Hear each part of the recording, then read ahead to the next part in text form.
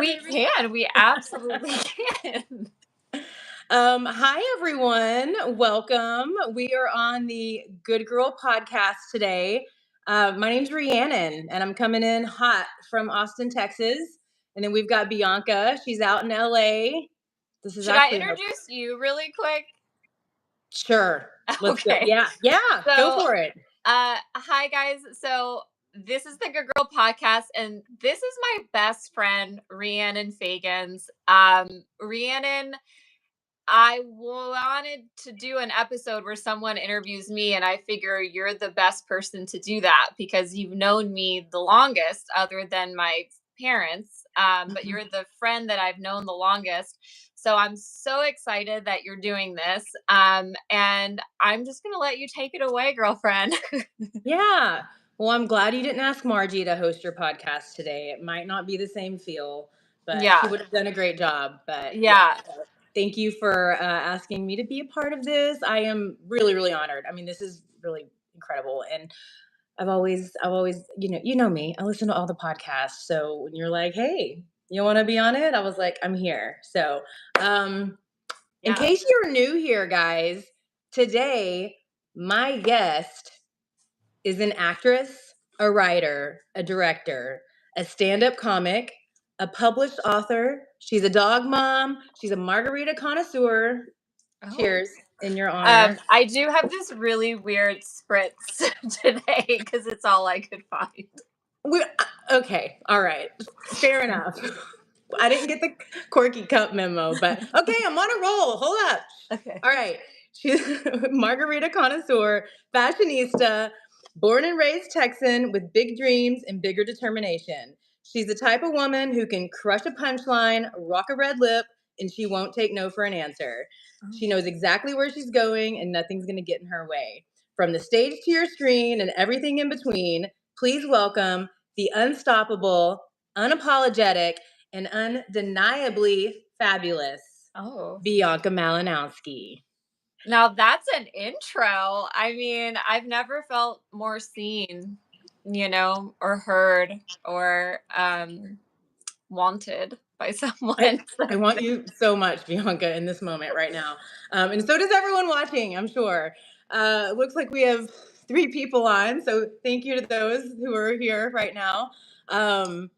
So I wonder, can one of you 3 people leave a message? Oh, there we go. Hi, Lucas. Thank you. I was just wanting to make sure I could see the messages. We got 4 people on. Lucas. All right. Hi. All right. Racking them up. Do I need to do the intro again for that 4th person? It's okay. Yeah. Okay. How long have we been friends?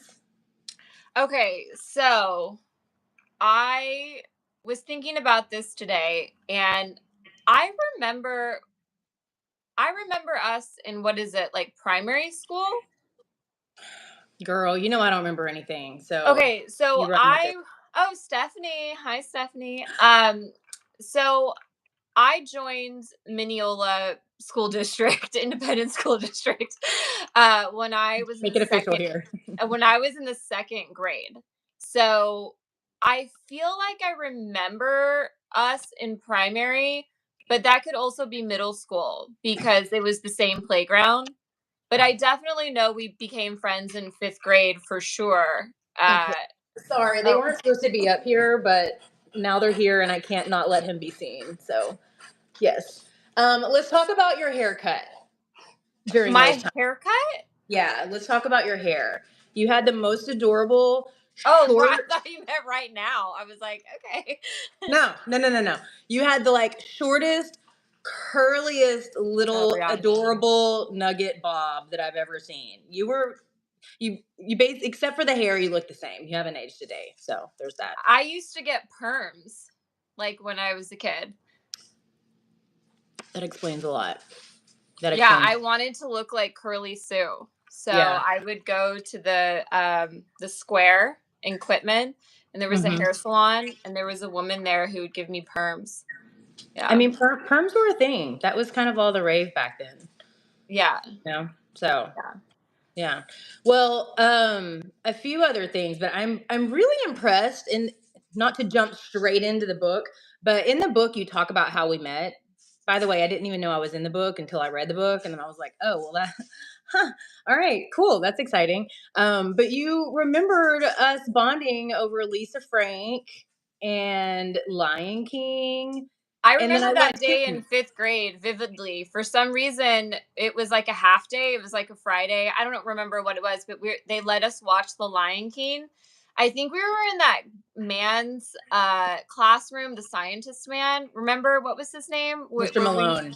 I feel like we were in Mr. Malone's class and we were Mhm. watching The Lion King and you were sitting next to me, and I feel like that's the day we really became friends.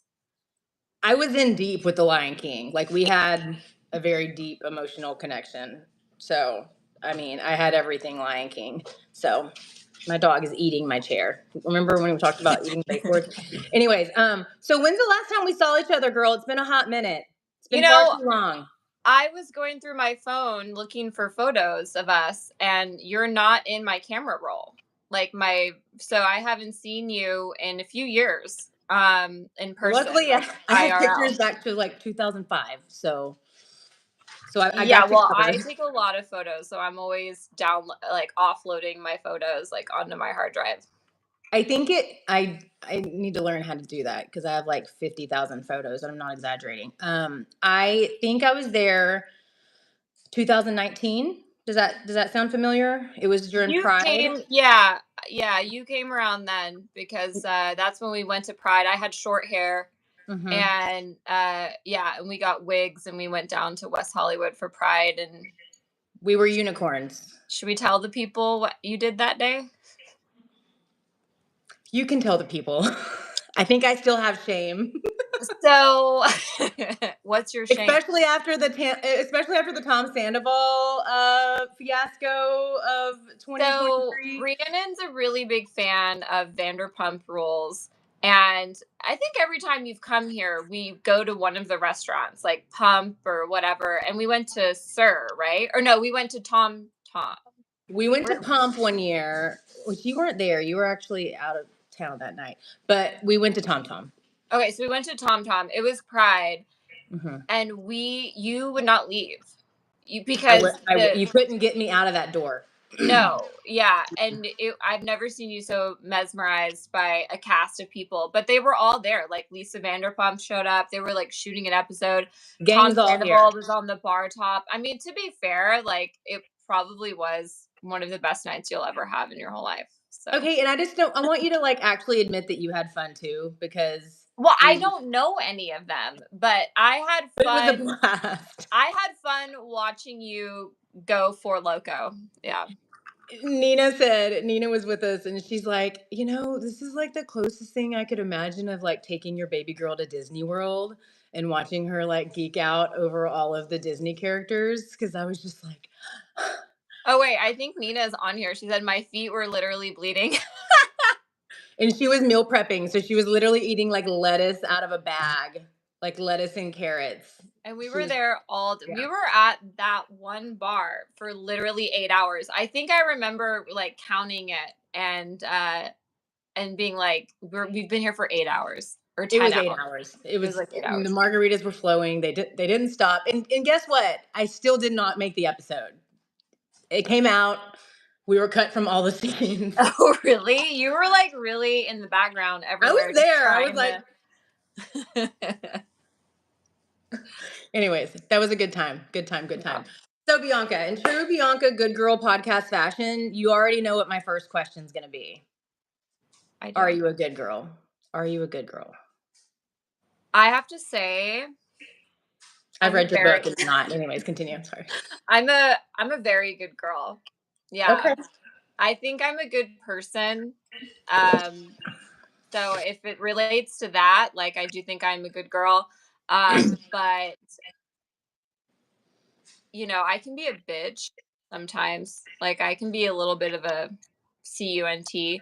But that's only if it's called for.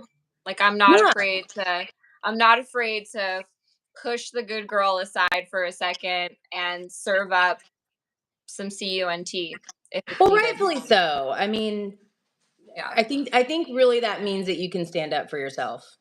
And if that's what that means, then you're doing better than a lot of people, So, and I think that's part of the growth that you've had throughout your journey is finding that voice. So, and kind of on the same note, the title of the book, Good Girl, that really holds a lot of weight. So talk about what that actually means to you, and then how it evolves throughout your story. Yeah. So I think like the first thing you probably think of good girl is like, a good girl. Like, and that's kind of the first layer of it is like growing up Catholic and having to be very good all the time and just not bother anyone, just be good. Um, that's one layer of it. And then later on it takes on like a different meaning, like as an adult and having sexual experiences with people, and the whole like good girl kink, which is something I talk about in the book, and how that like opened up a different door for me, and helped me figure some things out through that relationship. And then at the end of the day, the utmost important thing is like exploring, like, am I a good person? You know, Yeah. like, am I,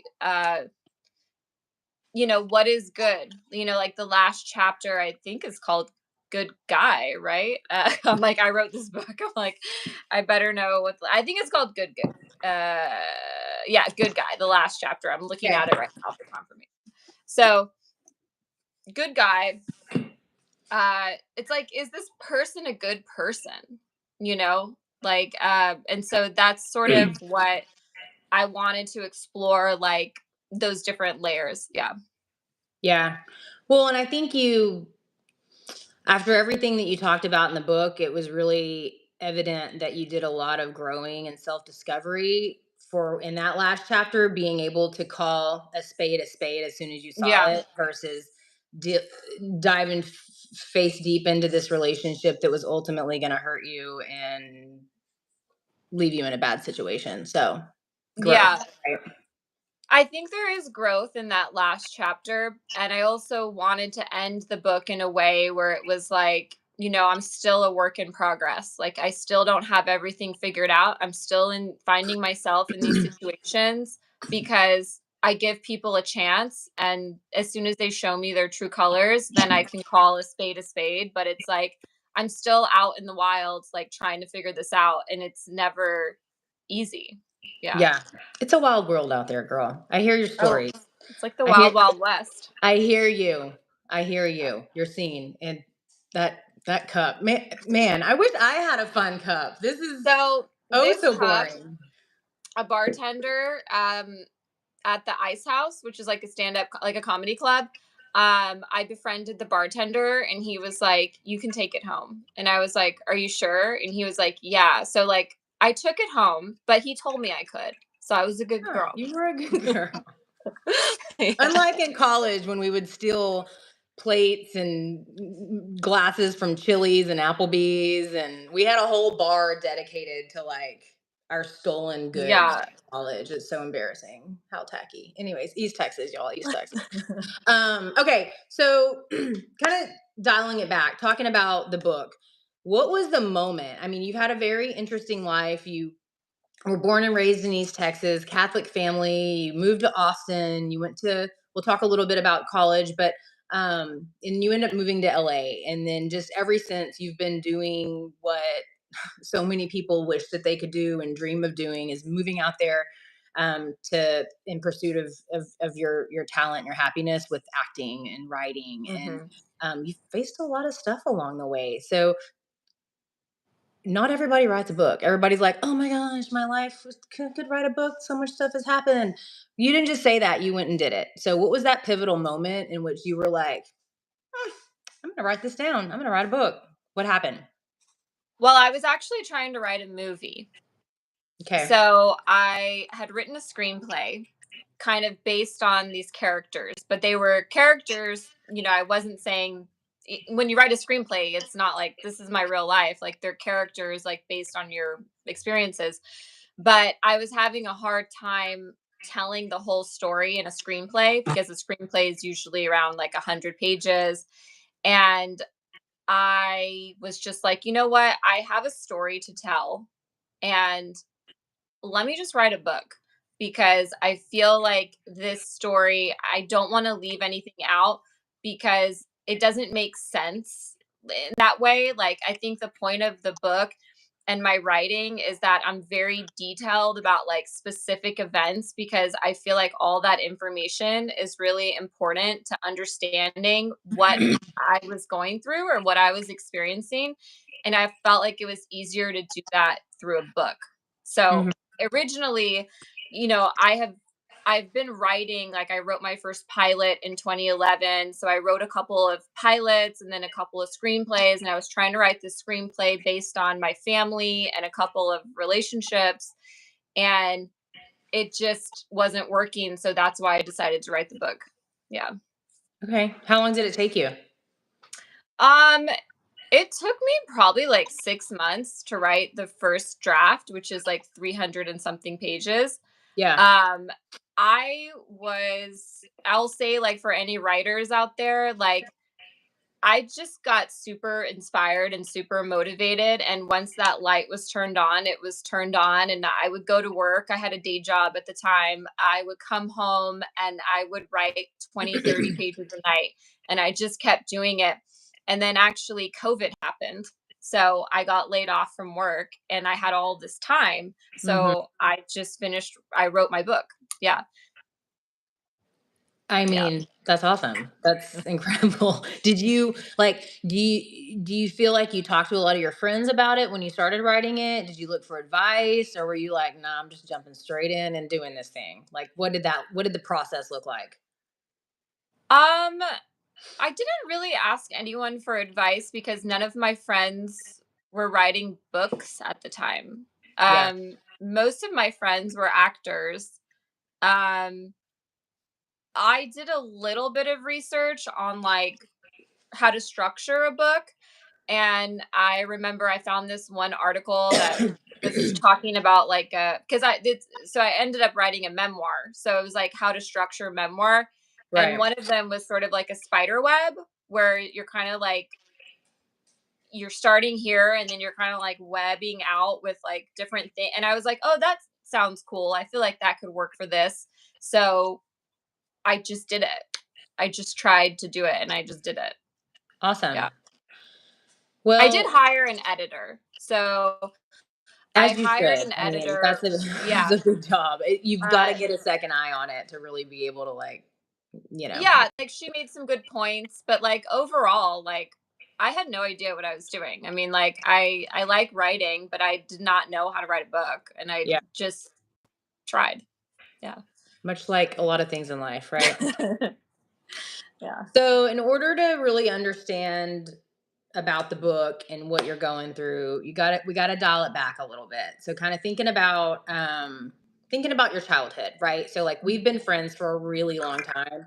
I think when we really started being close was middle school, right? Mhm. Um, and I remember going over to your house. You lived in Quitman. I lived in Mineola. So you were a little ways away, but we went to the same school. I remember going over to your house and just to dive into your mom a little bit. What an interesting lady. Intimidating. Let me tell you, Margie was hard. Yeah. And every time I would go to your house, I would just be like, all right, gotta pull it together from Margie. She was not easy to impress. And Yeah. I'm just like this little nerdy girl, and I'm like, and like, I'm telling you. So we would go over there, and she's very strict. Um, I don't want to. I mean, I think it's safe to say you were pretty sheltered.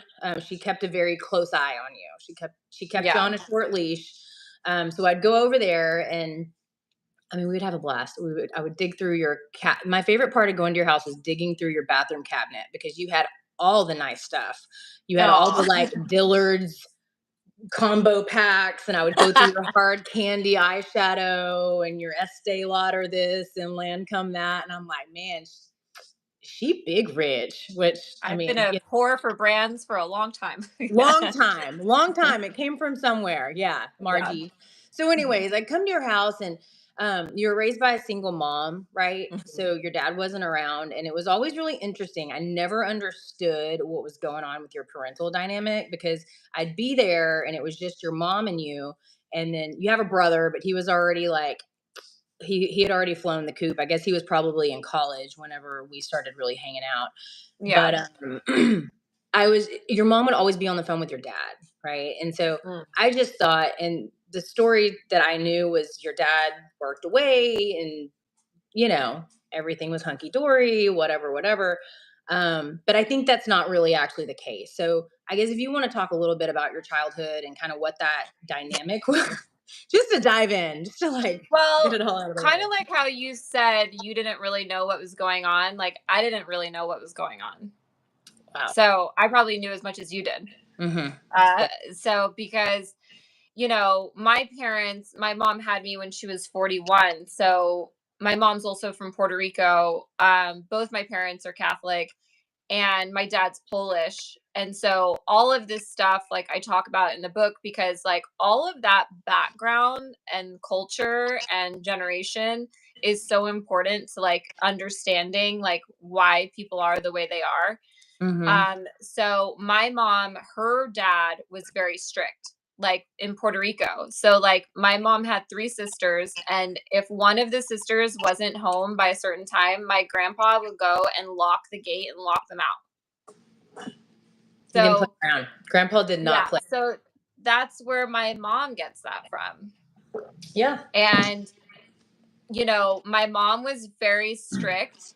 My mom never remarried. She never even dated anyone, like, when I was growing up. And my dad was off working in another country. And it was all very confusing. I had no idea what was going on until middle school. And then in middle school, my brother and I found out that my parents were divorced or separated. And no one, they hadn't told us that.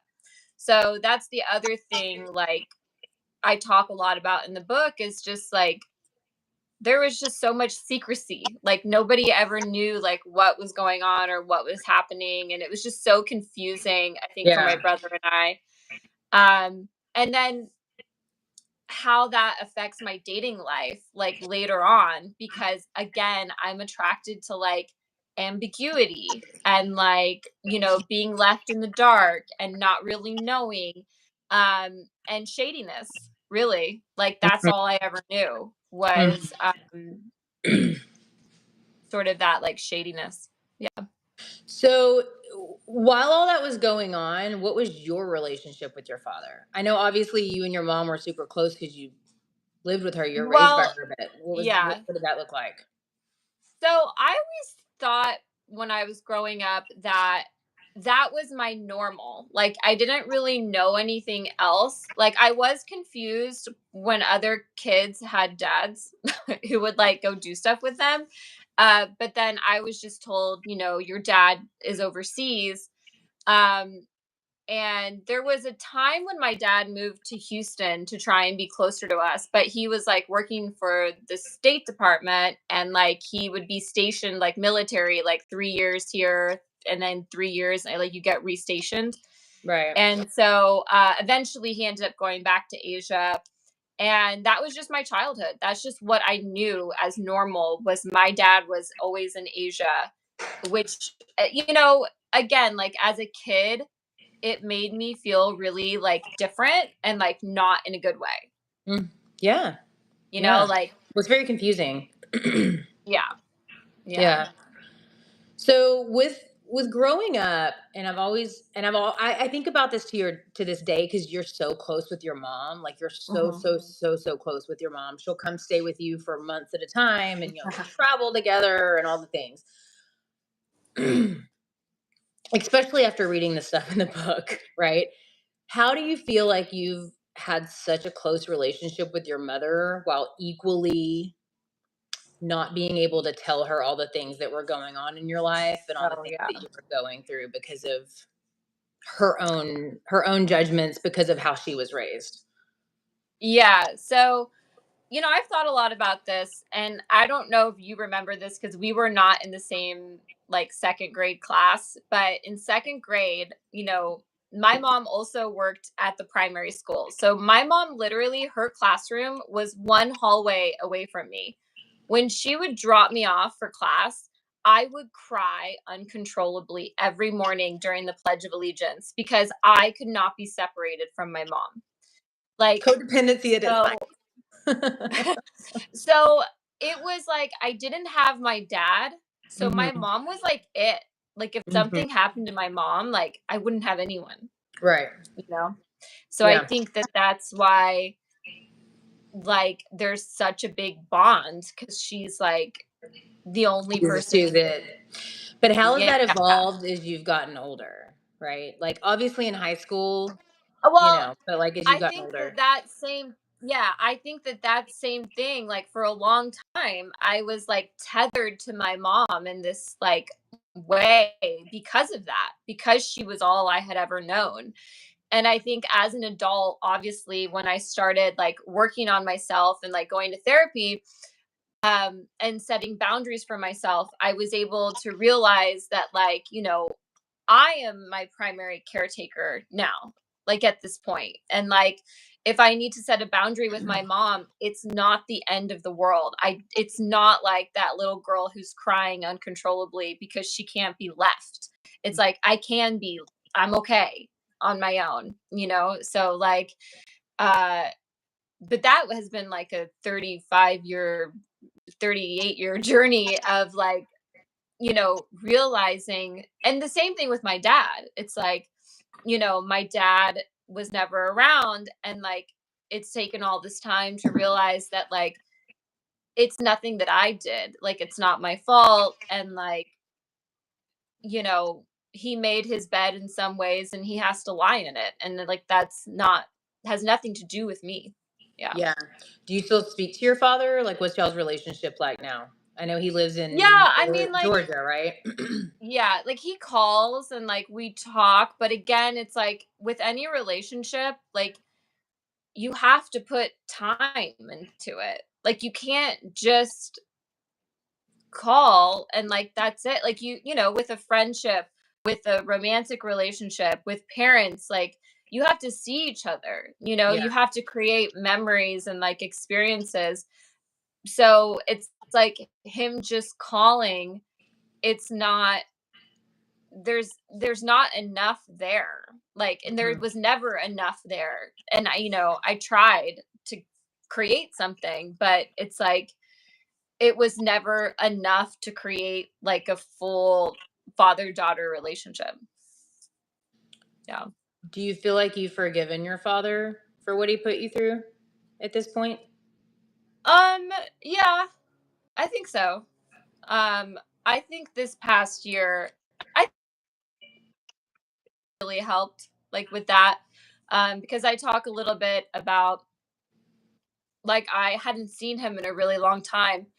And I went to go shoot a TV show in Atlanta and I saw him for the first time in a long time.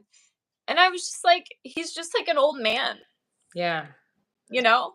Yeah. And like, He's a human that's made mistakes. I think I have yeah, to come to terms with that a lot with my relationship with my dad as well. I was yeah, actually having that same conversation with Albert the other day. I was talking about kind of coming to terms with some things, and he's like, "Are you angry with your dad?" And I was like, "You know what? At this point, no. Like, I've learned to forgive. yeah. So yeah, I get And that. again, it's like you look at what they came from and their experiences, and it makes sense. Like, so in some ways, yes, it is his fault. He is the adult, he is the parent. But like, in a lot of ways, it's like we're all like handed this set of cards, and sometimes people grow and sometimes they don't, and Hmm. that's the life they live. Well, and not to make excuses for them, but Yeah. if they didn't have that influence, and if they didn't have that core family value to look up to and to learn from and to nourish, and that's going to lead them, and like it's just a cycle, right? Like, Yeah. you're being strict, her parents were strict, she's strict, like Yeah. it's just a cycle, right? So Yeah. but that also shows a lot of growth in us and our generation and our ability to see that and understand that Yeah. versus have judgment and cast hate and blame on them, you know? Yeah, and to be honest, it's like I don't have kids. Like I don't know what that feels like. I haven't had to go through that. Who knows what I would be like when push comes to shove, you Right. know? Like Right. it's easier said than done. It's easy to judge when you have no idea what that actually looks or feels like. I Yeah. feel you on that. I feel you. Yeah. Well, kind of to like go in a different direction, right? So Let childhood. me answer this one question Oh from yes. Matthew really quick. So Oh, Matthew, I don't know if you're still here, but you asked, good can mean different things to people. What is the number one thing that has influenced the idea of good for you? Um, Honestly, I was thinking about this earlier today. I think my parents instilled like some morals and values. I don't really know where I learned those from, but I do care about people. Like okay, Matthew's still here. I do care, like I have empathy. Like I want to, like, help people. I want to talk to people. I want to inspire people. So it's like I do think that there is something inside of me that basically I'm not a sociopath. Like I care. So, and I think once you care, then that is the thing that influences you to be good in this world. Like I don't want to litter. I want to recycle. Like I want to try and save the, environment and like do everything that I possibly can because I don't want to feel like I caused any harm. Anyway, okay, we'll continue. thanks for your question, Matthew. um, so reeling it in, talking about after. So we obviously went to high school together. I think that's where our friendship really got close, was when we started sports, right? So freshman Oh year, yeah. you were a cheerleader. I didn't do cheerleading, but freshman year, I was like, I want to be in athletics. And I was not athletic. So it probably was not the best journey for me, but I had the best time being with friends, and it got me in shape and got me working out and all the things. So I think you and I really, really got close freshman year when we were in volleyball together, and we'd go on road trips and we'd do all the things, and we would have Yeah. our after hours volleyball sessions and practices and all the things. The guys that we dated were best friends, or not best Oh friends, but yeah. they were friends. They all played baseball together, right? Um, I mean, I introduced you to him, right? I don't know. Do you want to claim that? Do you want to make that claim? But so anyway, so we had the best time in high school. I mean, God, we had just such a great friend group. And I think one of the biggest things that I'm so thankful for is that I just had such a special relationship with each one of my friends that were all so different in so many ways. And yeah, we just, the memories we made, I'll cherish those forever. And I have all the pictures to help You me never do. forget. You have the ones with us in contraband. You have all the blackmail. Yeah. At any, like literally any random time, Bianca expects to get either videos or Oh my photos just god. randomly. I got all of my like camcorder videos digitized, and so I have all of our high school memories like on I camera. don't want to know. It's great. It's some good stuff. We were going clubbing senior year to like teen night. Anyways, Oh whatever. my Not the god. point. So after high school, I stayed in Tyler for a few years, and then you moved to Austin and you went to St. Edwards. So Yeah. I think, kind of part of the beauty of our friendship is we've kind of had our ebbs and flows. We've had moments where we'll talk, like right now, like every other day we're on the phone I know we've together. been talking a lot. We're Should we talking a tell lot. them why we've been talking a lot? Let me finish this thought and Okay. then we'll All tell right. that. So we have these moments where we'll talk all the time, or we might talk once a month, or we might talk once every 6 months. That's rare. It doesn't usually go that long. But once you went to college, I think we kind of went our separate ways for a little bit. Like I wasn't as involved in the every happenings, and then I moved to Austin after like 2.5, 3 years. I moved to Austin, went to Texas State, and you were like on the outs. So we hung out a little bit while you were here. But then you ended up moving to LA. So talk a little bit about what took you to LA, what that whole season looked Yeah. like for you. So I was in college. I was studying theater. Well, hold on real quick. Sorry, back up. Oh. Why are we talking so much? Back to your Who? question. Back to your question to me. Why are we talking so much right now? The news. The big news. Oh, yes. Okay. Yeah. I was like, what? Sorry, ADD. So, it is at its greatest. So the reason why Rhiannon and I have been talking so much recently is because we are planning a trip to Greece and Italy together to celebrate my 40th birthday and for Rhiannon to get married. Yeah. Yeah. So that's why we talk. You said it. That's why we talk every day. And now you're gonna have to ask me that question again, because what was the original question? Like, what was your oh, season like when you were transitioning from St. Edwards to moving out to LA? What was going on there? okay. So I was studying theater and manager in Austin, and I like auditioned for TV shows and movies, and I graduated. And the year after I graduated, I booked my first movie, which was a Lifetime movie. And so I went and I shot that. Oh, thank you, Sharon. Sharon says that's awesome. Congratulations, girl. So I went and I shot this movie. And it was like my dream come true. Like my whole life I wanted to be an actress, and I booked my first real movie. And so they flew me out to New Orleans for like 3 or 4 weeks to shoot this movie, and I had no idea how anything worked. Like, I got a call sheet, I went to a table read, and I'll tell this story really quickly because it's a funny one. So I was at the table read, and the movie was based off a book. So a table read is when all the actors get together and we read the script before we start shooting it. So I was like, oh What my was the God. movie? Do you want to share what the movie was? So it's called Midnight Bayou. And I was like, oh my God, that's Jerry O'Connell. I guess Jerry O'Connell is in this movie. That's cool. And then I was like, I recognized one guy from Austin, Alejandro, who is now Shaky Graves, the band. But he was This in is the movie awesome. with me, and I knew him from Austin. And then I didn't know anyone else. And then there was this like older woman, and the movie was based off a book, and she like had the book and she had all these highlighters, and I was like, wow, this woman's like for real. She's serious. So like after the table read, we're leaving the room, and I'm like with Alejandro, and I just like, I don't know what came over me, but I just like nudged the woman and I was like, hey, nice read. And then like Alejandro like grabbed my arm and he was like, Bianca, that was Faye Dunaway. And I was like, oh my God.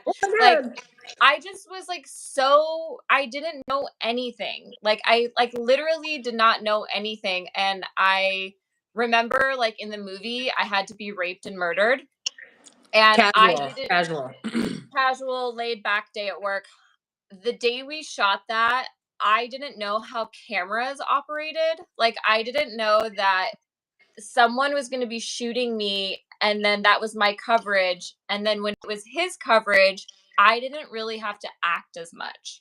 So I was just like crying and screaming like all day long. And I'm pretty sure everyone on set was like, this girl is insane. Like, is she okay? Yeah, like She didn't get literally, the like I memo. remember She did Jerry not get the O'Connell memo. came up to me and he was like, "Oh my God, like wow," and now I'm like, "Whoa," he probably thinks I'm crazy, but yeah, I didn't know anything. So anyway, I shot that movie, and then my representation was like, "Okay, you should move to LA," and I got representation in LA, and then I just started auditioning.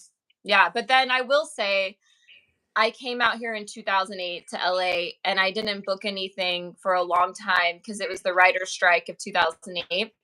So I was auditioning and I had representation, but it wasn't until 2011, 2012 that I really like hit a stride, and that's when I booked like all my main stuff that I've done. Yeah. So what kind of TV shows were you in? So the first TV show I think I ever did was Criminal Minds. So I was on Criminal Minds, and then I went and I did the show Nashville. Yeah. So I was on Nashville, and then I did the MacGyver remake. Yeah. And then my biggest role, I was on a TV show called *Halt and Catch Fire* for AMC, Debbie. and I did 8 episodes of the first season. You were, yeah, so I was you were Debbie. such a good Thank you. So Debbie was only supposed to be like 1 episode, maybe 2, but I went down there and I just like I was Debbie. You Debbie it. You Debbie the hell out of Debbie. Yeah. And the writers kept writing for me. I was only supposed to do 1 or 2 episodes, and then I ended up doing 8 episodes because they were just like, "We love Debbie." The producers would come up to me and they were like, "We love Debbie." So one of the producers, her name is Melissa Johnson, and she actually is the producer of Breaking Bad and like a bunch of other Better Call Saul. She came up to me one day and she was like, and I feel like this is like my career in a nutshell. She was like, "Thank you, because we didn't know how to make Debbie fun but not stupid." Because you were like the secretary who was like, yeah. And so she was like, "You bring something to Debbie that it's like she's fun and we like her, but she's not like dumb." And I was like, "Thank you, Melissa. You Emmy award-winning producer. Thank you." What was your really cute line? Like something about the muffins. Like, "Oh, did you know the muffins?" Yeah. So Lee Pace is like, "Debbie, I need you to go to go help Cameron." And then, because like some reporter is coming, and I was like, "Oh, because I think that Lee is upset with me, like his character." And I'm like, "Should I gotten pastries instead?" Because I like got donuts. And you got to like channel in that Southern accent, you know? Yes, and I got to be from East Texas. And the only reason why I booked *Halt and Catch Fire* is, 1, the casting director had booked me on 2 other things before, so he was my fan. But 2, the director was from Argentina, Academy Award-winning director, Jose, I forget his last name, but he liked that I was like ethnically ambiguous, and like even though it was a period piece, like he wanted someone like me, like kind of like Hispanic, like to play. And I was like, honestly, that's how I get all the roles. Is 1, the casting director is my fan and they've booked me before, or 2, they're Latin, like the director. Because like the movie I did that went to Sundance, they were from Mexico City, and they liked that I was like ethnically ambiguous, but they didn't care that I didn't speak Spanish or anything like that. But they just liked me, and that is very rare. That doesn't happen a lot. Yeah. Well, kind of on that note, which I wanted to. Sorry, there's like a gnat floating around here for some reason. I wanted to dig in a little bit about like LA and your relationships out there. But before we go there, you brought it up. I know in the book you talk a little bit about how you've had some trouble around you're half Polish, you're Puerto Rican. People don't know what you are. You could be white, who knows, right? Like nobody really knows who you are and what you are. And so from an acting standpoint, there's not really a place where you've like completely fit in. So do you want to talk a little bit about some of the things that have happened to you along the way where you've had trouble with with your race, I guess, in relation to the acting world? Yeah, so what's funny, I mean, it's not funny, but like my Midnight Bayou, I'm supposed to be mulatto, which is like half black, half white, like my character. And like, so this was like 2008. So back then, like that was fine. But moving forward, like I would try to audition for, I mean, things that were more all American. Like I remember there was this cheerleading movie that I really wanted, and I didn't get it because they were like, "Well, we don't know who to cast as her parents." Like I was like too confusing for like would I have one parent white, and like they were like, "No, that's not going to work." So it wasn't until later like that, honestly, I attribute the, people who were my fan, like a casting director or a director or a producer who usually anytime I've ever booked a role, I'll walk in and it will click. Yeah. Like they'll like me. I know they like me. It's very straightforward. It's not like confusing. And I just book it and I come as soon as I leave the room. But that's been only like a handful of times. Most of the time, I'll get an audition and they'll be like, needs to speak Spanish, needs to have an accent. And I'm just like, guys, like for years I tried and they were just like, no, no, it's not. Actually, no, I lied. One movie I did, I was supposed to be from Colombia and I did it. Like I did the accent, I spoke Spanish. It was not like Latin people making the movie, so they didn't know how terrible my Spanish was. But like, oh, that sounds great. That's great. By the time I shot the movie, I am a perfectionist, so I devoted all my time to a Colombian accent.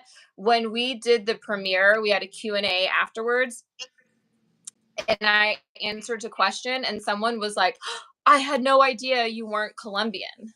And I was like, oh my God, like, thank you. So it's like, I can do it, but in Hollywood, especially now, like, I mean, now it's like good and it's bad because like obviously like I cannot play a mulatto person anymore probably, but now, and I think that term actually might be derogatory now, but that's literally how I have no idea. Yeah. But that's literally how they like said it in the script at the time. But now I see roles like 2 years ago, I had an audition for a Hulu, a new TV show where literally the woman was like Puerto Rican and white from Texas. Like You're Puerto like, Rican and hi, Caucasian. can the Puerto Rican white woman please stand up? It was someone who was older than me though. So I auditioned for it and it was a really good role. I think it was like Dolores Huerta, not Dolores Huerta. It was like a musical that they like it was on Broadway and then they made it into a TV show, or it was a podcast that they made into a TV show for Hulu. Gotcha. But anyway, like I'm starting to see that there are more like diverse roles that are more like who I actually am. You know, like representation. So right, absolutely. yeah. So you talk a lot in your book about your female friendships and your friends, whether it be me who we've been friends for 30 years or your friends who you just met on a movie on Nashville or on a movie or last year at a bar, whatever. So talk to me a little bit about just what your friendships are like in general. I know that's broad, but talk a little bit about what that looks like. Look, I love my girlfriends. Like, I'm very loyal. I will like cut a bitch like for a friend. You know what I'm saying? So, I'm very protective of my friends. Like I care about my friends a lot. I have I have my childhood friend, I have my college best friend, Gabby, and then I have my friends that I've made out in LA. And it's not always easy, like female friendships. I've had a lot of falling outs. I am no longer friends with a lot of the friends I used to be friends with. Yeah. And that's okay. This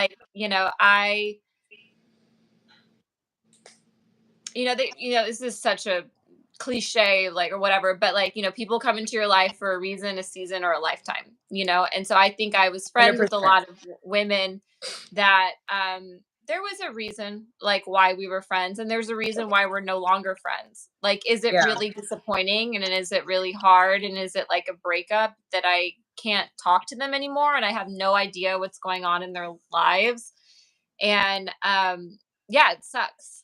So that part sucks. But for the most part, I think now I've surrounded myself, after I went through like a major friend breakup back in like 2022, um, I found a new group of friends, and I will say that this group of friends I have in LA now, they're all super inspiring women. They are all entrepreneurs, they're artists, they're singers, they're ceramicists, they're directors, they're actresses, and they're all like going for it. It's so I feel really blessed right now that I was able to find a new group of friends that are inspiring me and are lifting me up instead of bringing me down.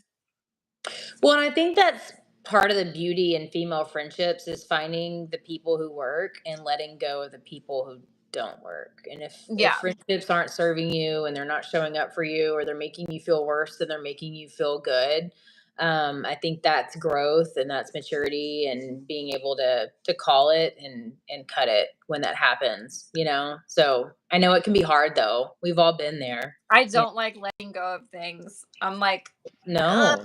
pry this from my hand. No, I get it. I get But it. when someone, like is like, You have kicks me to. out of their Sometimes you life, have. I'm not gonna like stalk them. So it's like I gotta let them go. I think in Um, the bio I said that you were unstoppable, so there's still time left. I'm just kidding. So thinking of reflecting on, I mean, our friendship, you and Gabby's friendship. What are some of the key things that you think have contributed to nourishing those friendships and keeping them for so long? Because I think, even having friends from high school at our ripe age of 40, almost, I think that's something really special, right? yeah. To be able to still have someone from your life from that long ago. So what do you think has contributed to being able to keep those relationships healthy? I'm not gonna lie, I wish I was a better friend to you guys, to you and Gabby, because I feel like I don't come see you guys enough. Like, No, you haven't come to see me once. I know. So I suck. But it's No, no, no, no, no. honestly, I know, but it's honestly because I'm like most of the times like a starving artist, and like, but I do go on these exquisite trips to Italy once a year. I wasn't gonna say uh, that, but but for the most part, I'm always just like, I don't really take a lot of trips within the United States like during the year. I take one big trip like in August. So but I wish I could I need it's on my to-do list to come visit you well, guys and spend time with you. You guys will come here or like yeah, you'll see me in New York or whatever, but yeah. like yeah. I was gonna say, in your defense, I come see you often because for me, it's a vacation, right? Like Yeah. you went to school in Austin, you lived in Austin, you did the Austin thing. So, like, which I mean, you need to come see me, girl. I Anyway. know, right? But when I come see you, I enjoy it. Like I love to get away. I love to experience LA. It's literally a whole different world for me coming from Yeah. Austin. So it's always a really great time. So there's no resentment there, there's nothing. I know, but I know that I could step it up. Yeah, it's fine. I'm not a But needy friend. So I think that's also where it works is mhm. I'm not expecting a lot or needing a lot. Like I answer my phone call when I call you, listen to my shenanigans, my Rihanigans. Like that's all Yeah. I ask for in a Well, friendship. to answer your question, what do I feel like I do to make these relationships, good is like I care. Like I genuinely care about your lives, and I want to help. Like even though I'm like not there, like I want to help as much as possible, by just listening and talking and like helping like in any way I can, even though I'm like physically not there. Yeah. So Sharon's 41 had a question for you in regard to friendships. She Oh, said, yeah. she said, what do you value most in your friendships? Okay, so I will say people who can like actually like hold space, like if I call you and like something really serious happens, like that I know that you have the emotional capacity to hold my hand and listen and be there and not be like avoidant because like you Right. can't hold space for me. I think I value that the most. Like, yeah. Yeah. One more serious question about friendship, and then we'll move along because for time's sake. But in your book, you talk a lot about abandonment and abandonment issues because of your past and because of your father and how you've really tried to overcome that. Do you feel like any of your girlfriend breakups that you've had over the last few years have triggered any of your abandonment issues that you've had to go through and work through? 100%. Yeah. I feel like I did something wrong. I feel like I was too much. I feel like I needed too much. I feel like it was my fault. Like I just take the blame for everything. And I feel, yeah, like traumatized that like one day this person's in my life and then they're just not. And Yeah. then like, I'm like, what did I do that was like so terrible and really triggered because it's when I speak up for myself that these people didn't want to be my friend anymore. And that was my greatest fear with my father is that I would speak up and I would ask for more out of the relationship and he would never want to see me again. So it literally was traumatizing in that way. Yeah. Because it Yeah. was like all my worst fears come true. Yeah. And then it just made me never want to say anything to people Yeah. and just like take that behavior, because I would rather not lose them. Yeah. Yeah. It's still something to be proud of though, just Yeah. thinking about that because would you rather, what's that Kurt Cobain quote? Like love for what you are than hated for what you're not or whatever. I completely butchered that. I'm sorry everybody. But basically like, I mean, do you want to just sit there like a wet towel and take whatever you're getting from your friends and never say anything? And then it's good I that think it's it's good like, that you found the strength to be able to talk through that and stand up for yourself. So I'm proud of you. but that like abandonment like really comes up when it's like somebody you really care about and then they just like make a Yeah, that's hard. Yeah, that's really challenging. Well, kind of thinking about back to like pivotal life moments, and especially in the book. So you talk a lot about in the beginning of the book about your trip to New York. So you had a really awesome opportunity to do an apartment swap where you got to go to New York for how long were you there? Like 6 weeks? 3 months. Yeah. 3 months. 3 months. Okay. So you got to swap out your apartment. You went to Brooklyn for 3 months.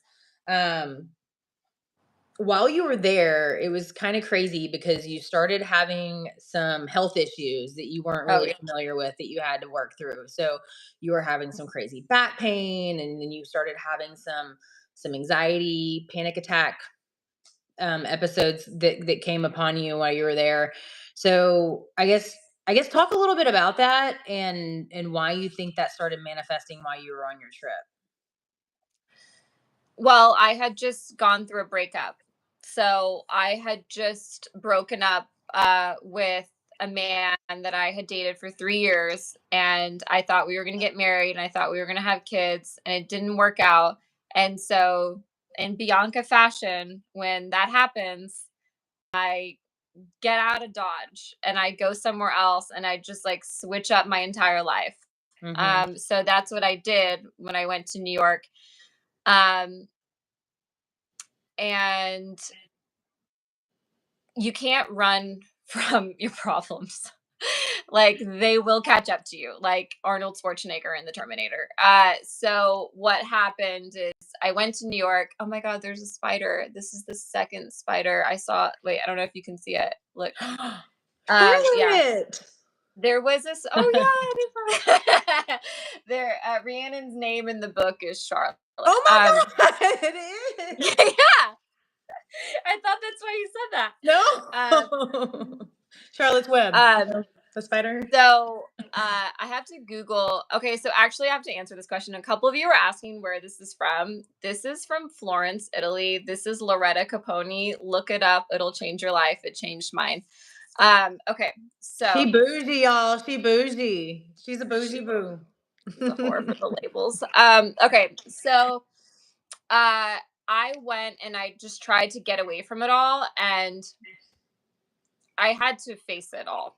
I think in the end, like, that's really what the book is about. It's like you have to face the pain in order to get to the other side of it, of the issue. And I was just in New York trying to run away from all these things. And it was like, no, like, we're going to give you panic attacks on the subway every time you go. And no, we're going to throw your back out to where you can't walk anymore. And no, like, it just was like one thing after the other. Like, my body was just telling me, like, stop running and start facing the music. It's the only way you're going to get through this is to, yeah. So I came back from New York. I had a great time in New York, and then I came back, and then that's when shit got real. Yeah. So I went to visit you in New York, which was so much fun. I came in about 2 or 3 weeks after New Year's. I flew in, stayed for about 4 days. Thanks for being a good sport. I was like, let's do all the tourist things, like 9/11, Ellis Island, Statue of Liberty, Natural History Museum, which I didn't realize they had dinosaurs literally in every like major city in the United States. Yeah. But I was like, I have to see the dinosaurs. So you were a really good sport, and we did all the tourist things. I had in my mind it was going to be like snowy New York winter, so I got these like crazy big snow boots. And anyways, she writes about it in the book, but I like rubbed a hole in my ankle like 30 seconds into walking around. I was like, there's literally like a little snowfall on the ground. Like, this is super. There was no snow. Yeah. I bought this like intense winter coat. Like Caitlin Bristol had like posted it on her social media from. Oh, I remember that. And I was like, I had to get this jacket. And it was like, I mean, probably like 20 pounds. It was so heavy. It had fur. Yeah. It was dramatic. Anyways, whatever. Such a good time. We had a really, really amazing time. We connected. We hadn't seen each other in a long time, so it was all really great. You talk a little bit about all of your visitors that came to see you while you were in New York, and kind of what those experiences were, and how everybody really had like a different reason for being there for you. Not really. Like, everybody was just coming to see you, right? Like, that was the reality. We wanted to come see Bianca. But for you and the space that you were holding in your heart for your visitors, everybody really completed you in a different segment of your life, right? So your brother came, and y'all have a little bit of a complicated relationship. So I guess y'all were able to connect. And there was just a lot of things going on. So I would say overall, what was your biggest lesson from being in New York and having all these people come and experiencing everything that you got to experience, just removing yourself from what you were having to deal with in LA? I realized that I'm a badass bitch and don't let anyone take away my shine. Yeah. Because that relationship was really hard for me. Yeah. And so going to New York, New York is like the city of like all the energy in the world, and like anything is possible. Like, the world is your oyster. And I think that, yeah, I needed to come back to LA eventually and face the music, but I needed to go to New York first and realize that, like, I could be happy, like, so happy, and have better sex, and and like than what I was the relationship that I was in, and just have fun and laugh and like reconnect with all these people who really care about me, and like, I'm gonna be okay. Like, I don't need that guy. Like, I'm gonna be just fine. I'm actually gonna be better than ever. And I really think it like woke me up and it set me in a new direction. Yeah. Yeah. What's your favorite memory from New York? And you don't have to say it was with me. It's fine. No obligation. Sharon said that was my favorite part of your book. I feel like the New York chapter could be its own movie. It really could. It really could. Yeah. My favorite part about New York, I was just like living my best Carrie Bradshaw Sex in the City life. Like, there was a night, no offense. So then there was a night that Gabby came and we ended up staying. Offended. We ended up staying in the city. We got a hotel room, and the night that I met that bartender, and then the 24 hours, like the 48 hours with Gabby and the bartender, it just was so much fun. And it was something that like I don't ever do. Like I don't ever just like meet a bartender and give him my phone number and then like meet up with him the next day. And also I saw my ex-boyfriend the next day right before I saw the bartender, and I was like, "Oh, fuck you, dude. I'm going like with this guy." Who And are you? Yeah. So it was like really empowering. And ultimately I did not end up with the bartender, but it was um it was just really nice to have that experience and to feel empowered in that way, and to just be with my best friend, one of my best friends, and just be like wild and crazy and young and free. Yeah. Yeah. So one of the funny stories that I remember of being there, we went to dinner, and everything's so small in New York. So we're like sitting at this table, and there's this like couple next to us, and this guy's like blah blah blah blah. He's English. He's like Mamma Mia, Mamma Mia, and so I'm immediately tuned in. I'm like, what's he talking about? So he's talking about Mamma Mia, the movie Mamma Mia. Right? Oh. So I was like, and like you're from LA, so you're used to people talking about that crap. But like I don't see a lot of like producers sitting next to me. So anyways, so like he's talking about the movie, and so I mean he's literally right beside me, right? So in fairness, like he's right there. So I Google Mamma Mia director. This gentleman's picture shows up, and I was like, and so then I literally just like look at you, and I show you the picture, and then I go, and then you like look at him, and then you look at the phone, and you're like how did you? Just do that. And I was like, Anyways, so it was really funny because he was like the producer of Mamma Mia and like all these other movies or whatever. Anyways, so the whole reason we went to this restaurant was because my friend Tori was like, you got to go to this restaurant at the Chelsea Hotel. It's so great. They've got great bathrooms, blah, blah, blah. Yeah, I remember this place. Yeah. So I was like, I'm going to go check out the bathrooms. So I go downstairs. Oh, yeah. It's completely empty. There's nobody downstairs. There's like set up for a whole bar and party room, but there's nobody downstairs at all, not even a bartender or staff or whatever. And it's just the bathrooms. So I go in, they've got a bidet. I've never used a bidet in my life. And then like the back of the toilet has these mirrors, and it's like flowers, and you just see the like 100,000 me's down the road, right? Like it was just really whatever. So this was my Snapchat day. I ain't Snapchat in a few years, but so I get my Snapchat out, and I'm like, I'm gonna Snapchat the bathroom. So I start like videotaping this bidet and bathroom situation in true East Texas fashion. So as I'm doing this, somebody taps on my shoulder and was like, hey. So I think it's you. So I was like, ah. So I stopped videoing, and I was embarrassed because I'm videotaping a bathroom and toilet, right? So I turn around, and there's nobody there. So I was like, Bianca. And so I walk out of the bathroom stall, and I'm like peeking through, and I'm looking through the whole bathroom, and I'm like, Bianca, there's no one there. Like there is no one downstairs. Literally felt someone tap on my shoulder and say, hey, nobody downstairs.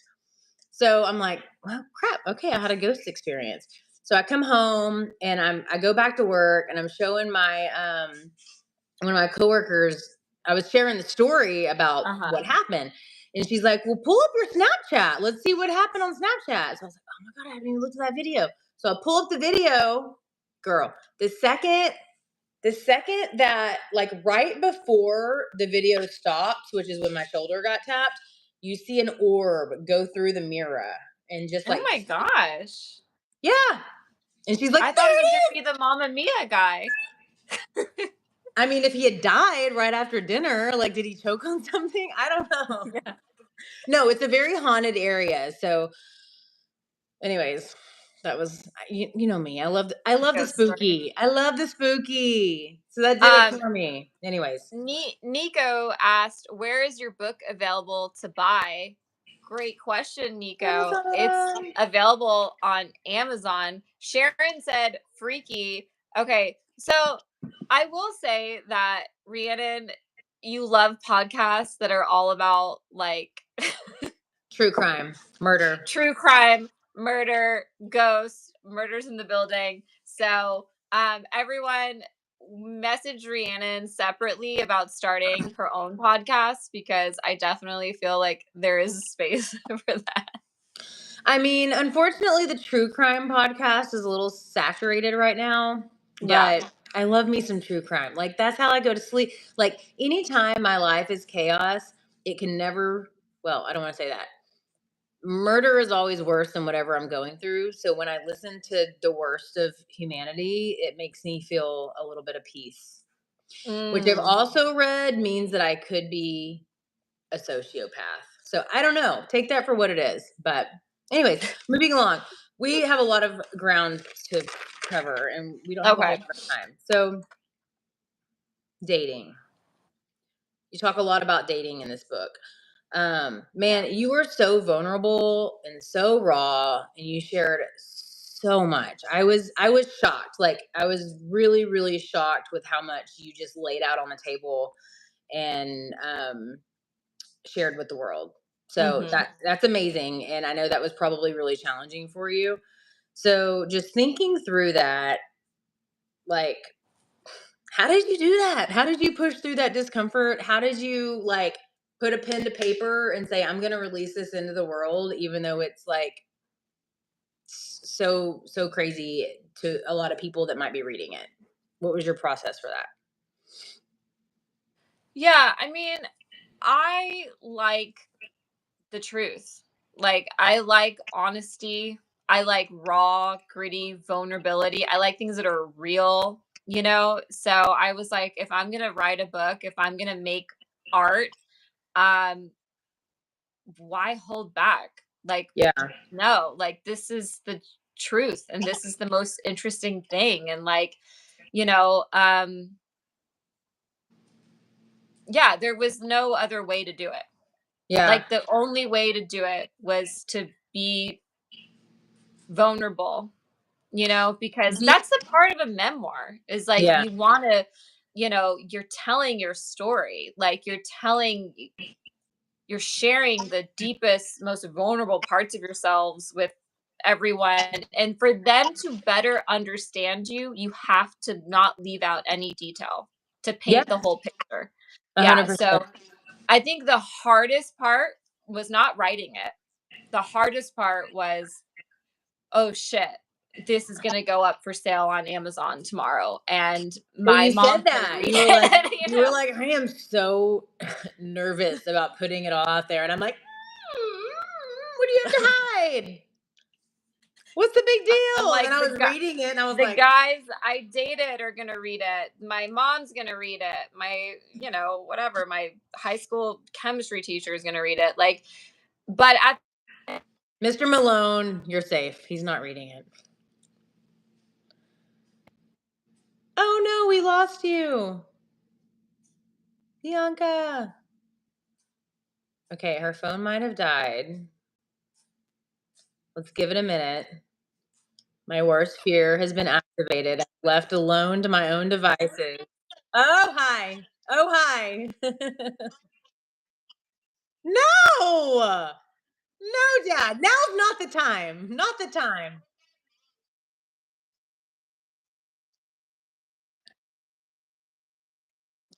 My dad is literally in the ER right now, and I said, if you need me, call Albert. Aww. I am off duty right now. What's going on in the world? Chaos. I don't even know where was I? What were we talking about? Talking about putting it was the hard part wasn't putting it on paper, but releasing it. Yeah. The hard part was like having everyone read it, which actually wasn't that hard. It was like a Band-Aid. I just had to rip it off. So what do you feel like what let's talk about the positive responses you've gotten from the book, but let's talk a little bit also about the negative responses you've gotten from the book, because you obviously put a lot of people on blast. Yeah. A lot of these people really aren't in your life anymore, but I know you might have had some run-ins. So Yeah, someone left me a 2-star review. I'm pretty sure it was Simon from the book. And I mean, maybe not. Actually, just if Simon, if you're listening to this, just let me know if you wrote the 2-star review. I mean, I'm just curious. But I did see him at a party the other night in LA, and he was like super short with me. Like he said hello because it would be weird if he didn't. But I was like, oh, he definitely read the book. And then Noah actually texted me, the guy who's Noah in the book, and he was like, I loved your book. I thought it was so great. And I put him on blast the hardest. And but that's just who he is. Yeah. but that's And he was amazing that like, he still was like, go girl, go yeah. So girl. I mean, he has his like things, but ultimately, Yeah. yeah, you never know with people. But Yeah. that's not the point. It's like the point is, it's like I had something, I wanted to tell this story, I told it to the best of my ability, I tried to be as fair as possible. Like I tried to really look at where I was at fault with things, like too, and point that out, and like, Yeah. it is what it is. So Sharon says, that's what I loved about the book. You weren't shy about telling the truth of what happened. Um, Carco Dog, what's up, Chad? He says, how about them Cowboys? Yeah. Thinking about your exes, like, do you talk to any of them anymore? Like, do you have any relationships with any of your exes that you talk about in the book?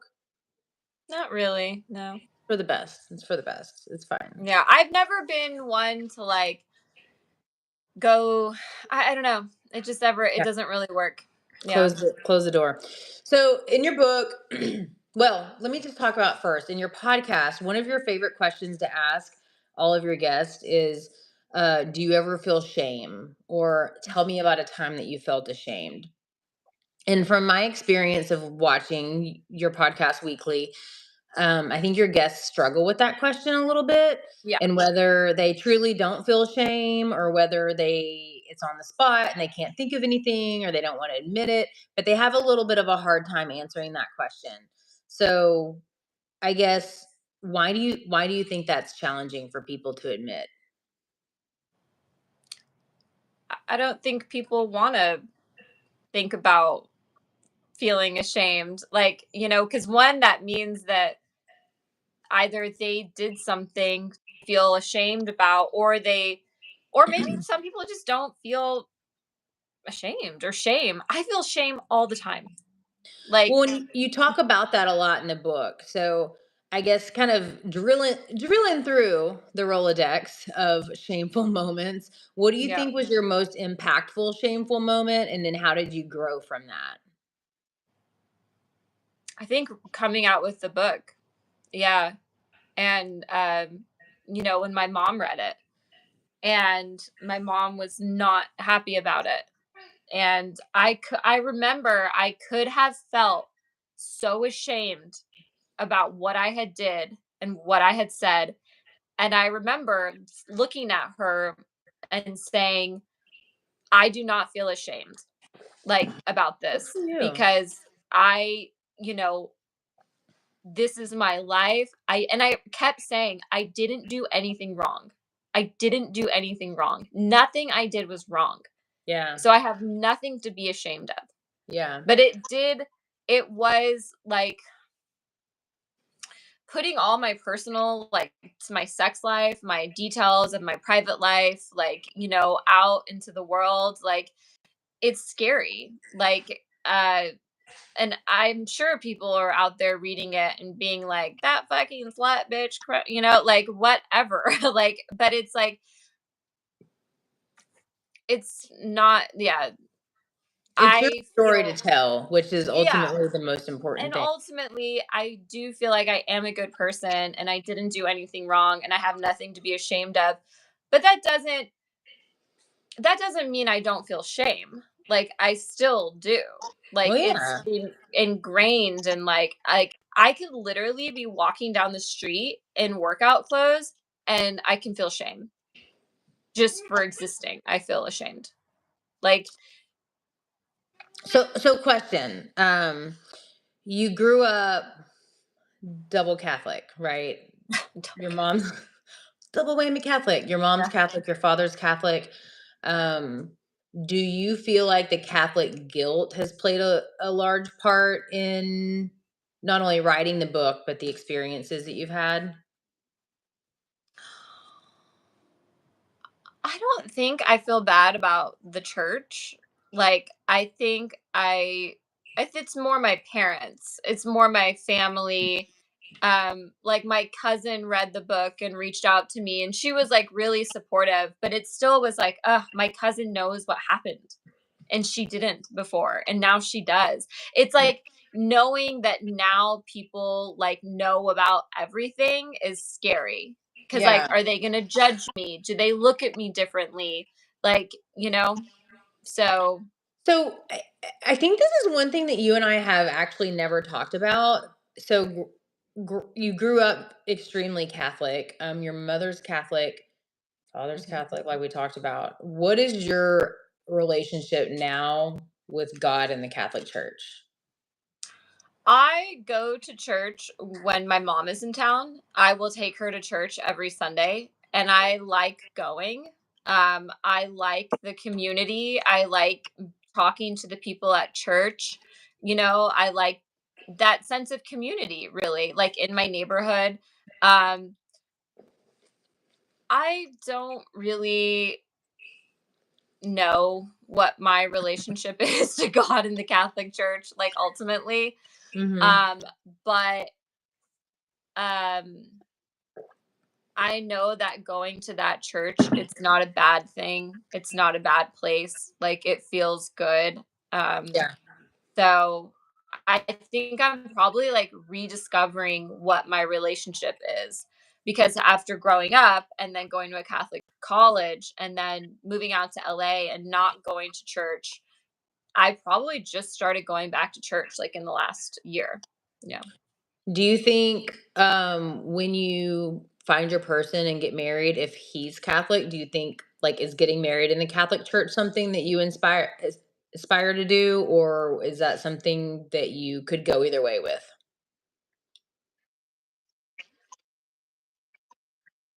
Church photo op. Margie, tune out.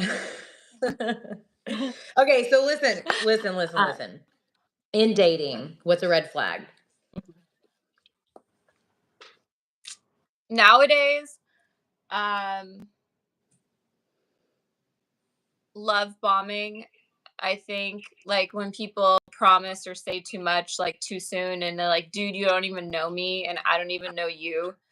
That's definitely a red flag, because I'm like, you're just telling me what I want to hear, and like, uh,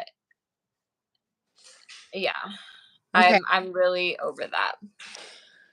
What is a red flag that should turn you off, but in fact makes you more interested? Oh, this is a good question. What's a red flag that should turn me off? In fact, I mean, Spill it. um,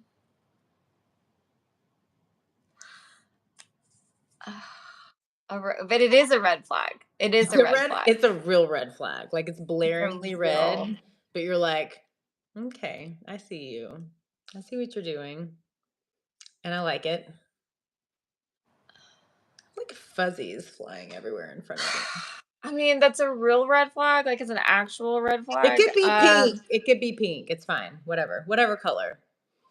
Just not I green. like it when people get me gifts.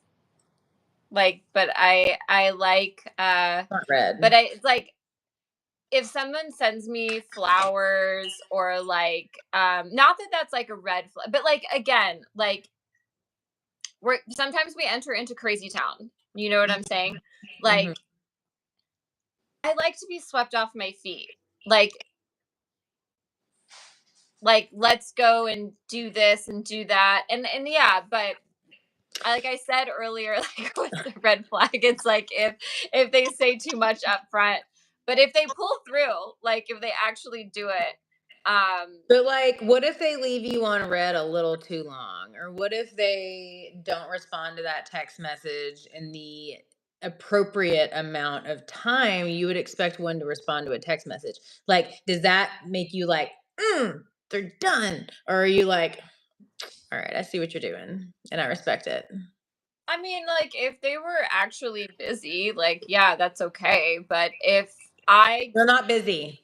They're not busy. oh, well then fuck that guy. Like, you know, like it's like if he wants to text you back right away, like he will. Like, you know, I want someone who like matches the same amount of excitement that I have. Like if I'm Mhm. feeling excited, like I want to know that you're also DTF.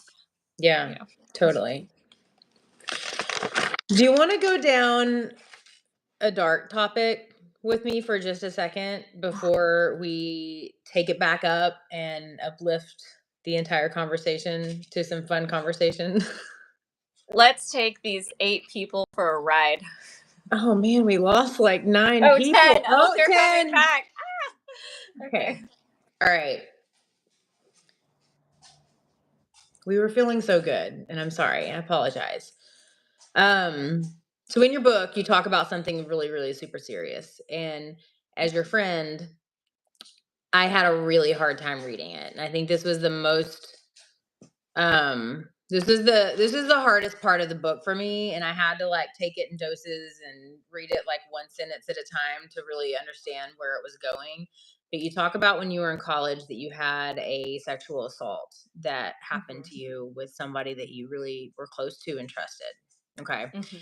So, number one, like I hate that I wasn't able to be there for you through that time. I literally can't imagine what that would have felt like, especially being someone that you know and that you've known for so long.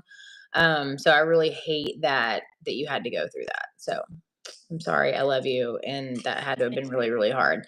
Um, so I guess overall, like, how did you feel like you were really ready to speak about that? Like, what told, like, when you're writing that book, like what gave you the power to like put that pen to paper and put that out into the world?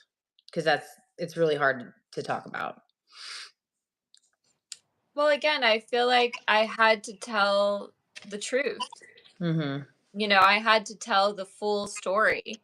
And I think, you know, I was 18 years old, like at the time. Like Mm-hmm. it was something that like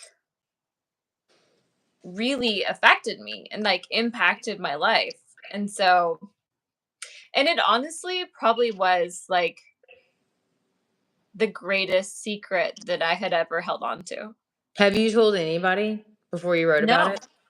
Nobody. Uh, I think I had told one person, yeah, before I wrote the book.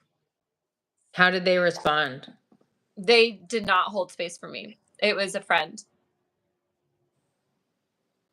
So it How, made me not want to tell anyone else. okay. Is that Yeah. person still your friend? No. Okay, good. Yeah. Good. Good. How do you think that I mean, we've talked about your female friendships, but how do you feel like that situation, because he was a friend, how do you feel like that's played a role in your actual relationship with men that are friends now? Not like romantic relationships, but just general male friendships and companionship. I've never had anything close to that ever happen again with anyone, any male friend I've ever had. But do you feel like that's gotten in the way of you connecting or you trusting? No. That's Yeah. awesome. That's good. How did you see yourself getting through that, especially when you didn't tell anybody and you were keeping it so close to the chest or close to the vest? You What's that? know, I don't know. yeah, close to the vest. I mean, you know what I mean. So I also talk in the book about having a miscarriage. And I will say that those were the two most traumatic events that have ever occurred in my life, having a miscarriage and being sexually assaulted. And I will say that when those things happened, my brain just shut down. Like it just stopped. It froze and it rewired and it blocked it out and it went in a different direction. So I was like in survival mode because I was in college. I was a freshman in college, like when it happened. And I had to go to college. I had to continue my life. Like I didn't have time to process what happened, like, so I needed to be a freshman and like, how, and, like I didn't have time for trauma, you know? And Yeah. so, uh, it wasn't until later in life when I was writing this book and I was really taking a look at like the miscarriage and my relationship with my dad and my brother and my mom and like all the things that I had ever been through, really understanding all that pain because it manifested with the physical pain, with the panic attacks and the back problems. But Right. really it was my body saying, stop, slow down, and look at this pain in your life. And the moment like I stopped and looked at that pain,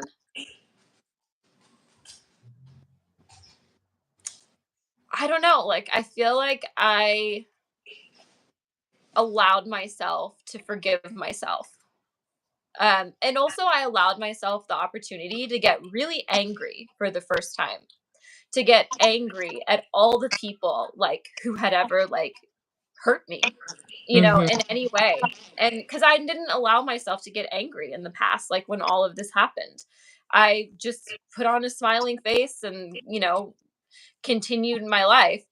And it's like, no, like I'm fucking pissed. Like, and yeah, so I think like I had to go through all of that to kind of process all like have all the feelings. Yeah. Do you feel like you made excuses in the moment? Like after it happened, do you feel like you justified Yeah. it or I 100%. I was like, "Oh, I shouldn't have been drinking that night. Oh, like I got too drunk." Like and I even for a minute I was like, "Oh, my friend should have checked on me." Like yeah. there was like a lot that I was like, but never him. Like never that it was like his fault, but Mhm. always that like, "Oh, I You put shouldn't the have been blame on drinking." yourself. I put it on myself and I even put it on my friend. And I didn't like put it on him that no, he just actually did something like terribly wrong. Yeah. Yeah. Yeah. Do you feel like if that were to happen to you again, or you were giving advice to someone who was in a similar situation, like what would you do differently looking back on it after learning from the experience and seeing what it's done and how it's manifested? I would go to the police. Yeah. Yeah. What I what wouldn't yeah. I think something that has happened to me recently is I'm more about like justice. Like I Yeah. want justice for people. Yeah. Like for myself, for my friends, for anyone. Like if Mhm. like so yeah, I would definitely like report it and seek justice. Yeah. Do you have any advice for anyone out there? I know for you a lot of what you're doing right now with the book and the brand and the podcast is that you want to put good into the world and you want to Yeah. reflect positivity and really be able to help people learn something or be an inspiration to people, right? Like that's the whole reason, that's your why for what you're doing Yeah. right now. So thinking about that, do you have any advice for anybody who's been through this, for anyone who's doesn't feel like they can come forward, who doesn't feel like they can talk about it, who feels shame for even speaking it into existence, that it's a reality that it happened? Like what Mm. advice do you have for those people? I would say give yourself grace. Like give yourself like all the time you need to heal and do it in your own time because I will say that the reason why I didn't report it is because I did not feel safe enough to do it. Like, I felt like I would have had a mental breakdown. And because I wouldn't be able to handle everything that was to follow. And Yeah. now I feel much stronger and more capable. So it's like, listen, like, you know, hopefully you have people in your life that can hold space for you and hold your hand and go with you. Like, I didn't feel like I had anyone. And so surround yourself with friends and hopefully family that can hold space for you in those moments to help support you, you know, heal and do whatever it is you need to do. And honestly, I could have reached out to someone, and no one's ever really that alone. There, like, you were there. I didn't reach out to you. Like, so um don't feel like it's your burden. It's not your burden. Like, you don't have to carry that weight. It Yeah. You didn't do anything wrong. Like, this Mm-hmm. is something that, in seeking that justice, I feel will take that burden off of you. Yeah. Yeah. Well, I love you, and No, I love I, you too. I'm sorry you went through that, and like it like fuels me with anger and Mm, rage and sadness, and it's hard. It was hard. It was a hard read. It was a hard conversation when I called you and I talked to you about it for the first time, because obviously I know a little bit more of the insight behind it. So yeah. anyways, I'm sorry you had to go through that, but I'm extremely proud of your resilience and everything that you've went through to overcome it and move forward and be the confident woman that you are. So I love you for that. Thank you. I love you too. Um, so what's your advice to 20-year-old Bianca? If she's sitting, Ugh. that whole like TikTok theme of like, oh, I had coffee with 20-year-old me and this is what I said. What would you say? What would be your advice? When I was 20 years old, I would say don't take no for an answer. Like, if someone tells you you can't do it, I mean, I was already kind of doing this. So when I graduated college, I had coffee with my professor, a college professor, and I told him, he was my theater professor. I told him I was going to move to LA and pursue acting. He literally told me, "You're not good looking enough." He told me, he was like, because he was like, look at 90210 and like Melrose Place. Like, they want people like that. And you're not like that. And I was like, like, and I was saying, I could have not moved to LA. I could have took that man's advice. I didn't, obviously I was like, "Well, fuck you, I'm going to LA." I was like, "You're just bitter because it didn't Yeah. work out for you." Yeah. But that was one instance where I didn't let it. I mean, I still remember it to this day, and maybe it did affect me, in some ways. But anytime anyone ever made me feel like I didn't know what I was talking about, just take a step back. Don't listen to them. Don't take it personal. You do not know where this person is coming from. And like, you do know what you're talking about. And if you Yeah. don't, you can maybe brush up on some things and learn some things, and that's Yeah. fine. But ultimately, it's like, 20-year-old Bianca, I was not, and I am not, like, an idiot. Like, I know myself, I know people, and like, don't take other people's shit. Like, Hmm. don't let it affect you. I Yeah. had a guy tell me on my birthday last year, he was a nightclub owner, and I met him outside the nightclub and we really bonded. And he basically was like, "You're too sensitive." He was like, "I see it in you that when someone tells you no, like, you take it personally." He was like, "You need to get angry." He was like, "You need to be like, yes." And like, if someone says no, it just fuels you even more to just keep going and say yes. And I was like, "You're so right." Like, at 39 years old, like, on the brink of like figuring out what direction I'm going in, that's the best advice anyone ever could have given me that I could have heard when I was 20 and I can still hear while I'm turning 40 is every no is just take that and let it fuel you into moving forward. Yeah. Well, and I feel like you've done such a really great job of that, even though you might not feel like you have. Just in my experience being around you, I just see you radiating such confidence. Like you have so much, and I sometimes I joke around and I say it's what do I say? A level of delusion, a healthy level of delusion is what I see in you a lot. And I mean that in a really good way and not a bad way, but like just even when I come visit you, like okay, so something that I remember that I reflect on is when I came to visit you and you had some premiere coming up where you had to find a dress. So we went to Rodeo Drive and I think we were like Tom Ford or some shit. And so we're at Tom Ford, we're in there and they're like, "Hello, ma'am, how can I help you today?" And I don't think you could have afforded these $15,000 dresses, but you acted like you could. And I'm over here like, like, like this is so expensive. I'm so nervous. I don't even feel like I don't belong here. And you're like, yeah, I'll try that one on. And they're like, okay, ma'am. Blah, blah, blah, blah. And then you take that $15,000 dress into the dressing room and you tried it on and you looked like $1,000,000. And I was just like, wow. Like, she's so cool. Because you just had the confidence, even though like, girl, you didn't have the money for that.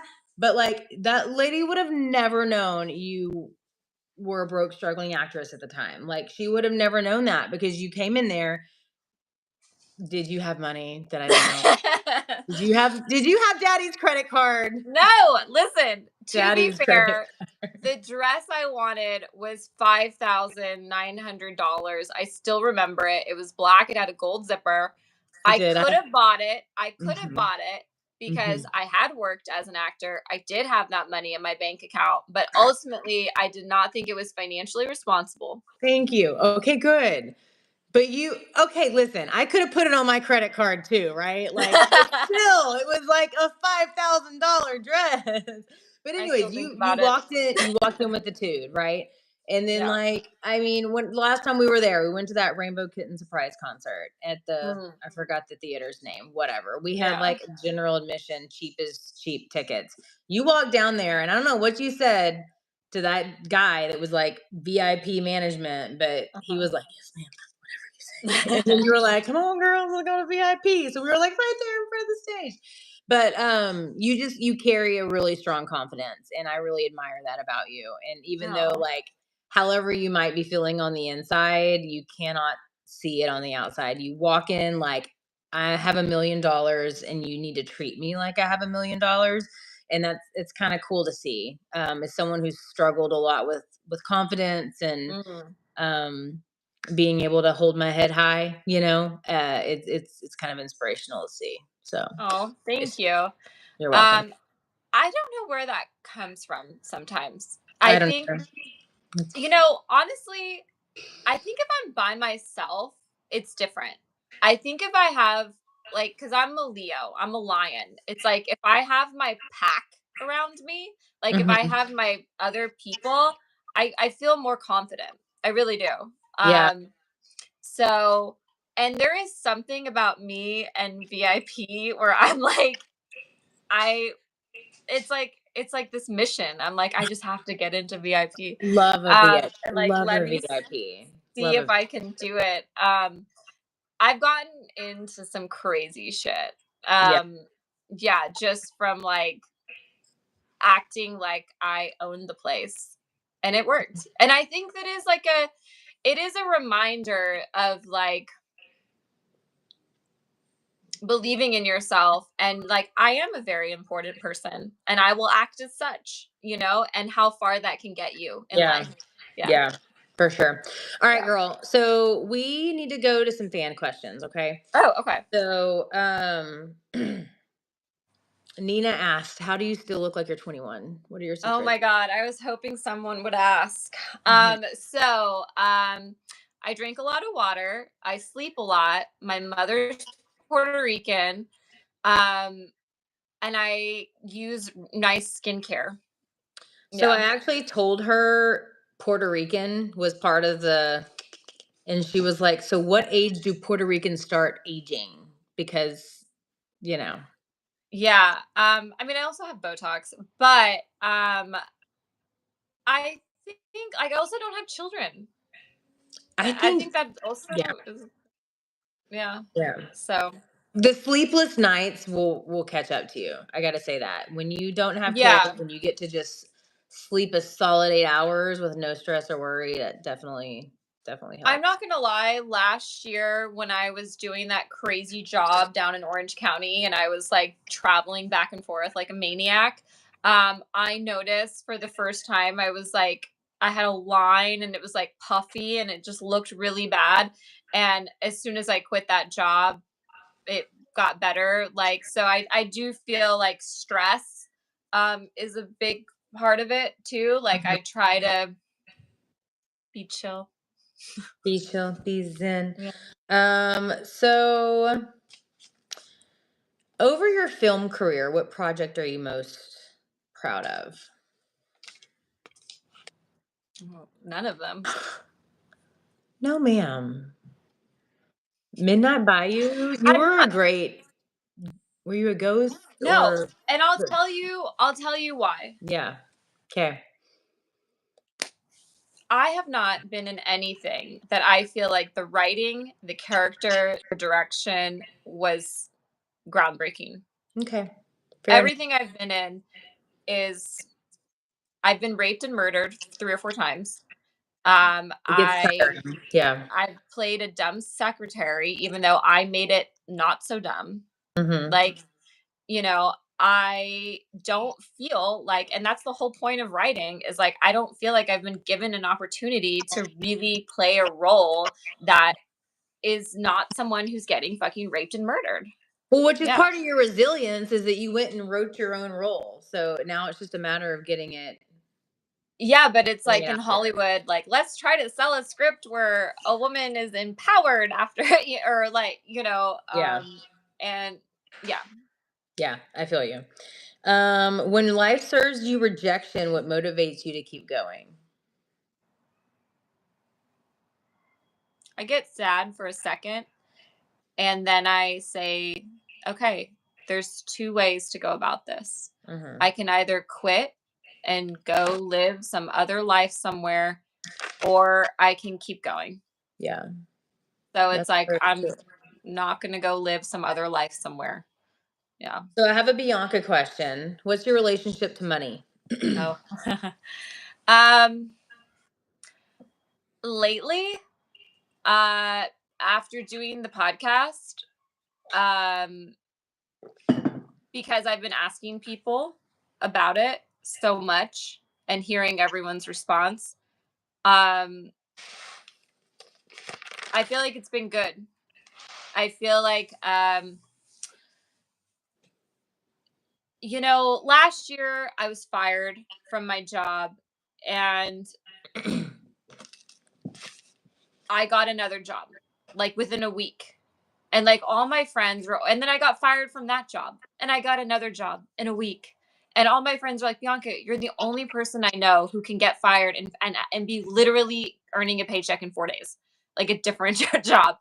And I just know that like no matter what, I'm gonna be okay. You're gonna Like be okay. I'm gonna be okay. Like I've never been, out on the street, like, in a tough situation. Like um I always figure it out, and money comes and goes because with the job I got in January at that like startup app, uh I was going to get paid like a lot of money, and then he like decided not to go through with it, and he paid me for the full month like anyway. And I was like, I wasn't even like, for a week prior I didn't even have a job, and then a week later I didn't have a job, but I had like a whole month's pay. Like it was just crazy how one day you could not have a job and then the next day you could be fired, but you could still have a page. It's like the way things happen is it can be so quick. Yeah. So okay, can I share a story? So oh yeah. I hear you on that. I hear all that. So my